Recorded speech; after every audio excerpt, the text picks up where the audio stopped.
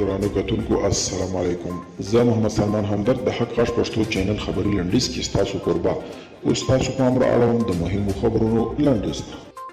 د امریکا د استازو مجلس د رایو په اکثریت د ټرمپ استهزاء تایید کړه. د امریکا د استازو مجلس مشر نانسي پلوسی ویلي چې ټرمپ په ټاکنو کې د درغلیو تورونه پورې کړي دي. د ځینو ایالتونو وزیران یې درغلي ته هڅولي او تر ټولو مهمه دا چې لاریون کوونکي یې پر کانګرس خونړي برید ته هڅولي. کابل نیوز د خپلو معلوماتو پر اساس وایي د موقت حکومت مشترک اسلامي حکومت یوه ابتدایي طرحه جوړه شوې چې عمده ټکي دا دي: واک به د طالبانو او جمهوریت ترمنځ په مساویانه توګه ویشل کیږي. د صدر اعظمۍ پوست به ایجادیږي. موقت ولسمشر به 2 مرستیالان او 40 وزیران ولري.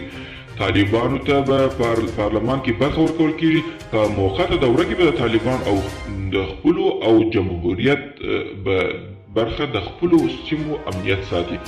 ټاکل شوی چې نن به د ترکمنستان شبرغان د برېښنا پروژه پرانیستل شي. د اوبو د چارو تنظیم اداره وایي چې دغه پروژه به د هیواد برېښنا برخه کې ستونزې راکمې کړي او د هغه ترڅنګ به د ترکمنستان هیواد سره د ګډې همکاري او ښې دوستۍ نوی باب پرانیزي.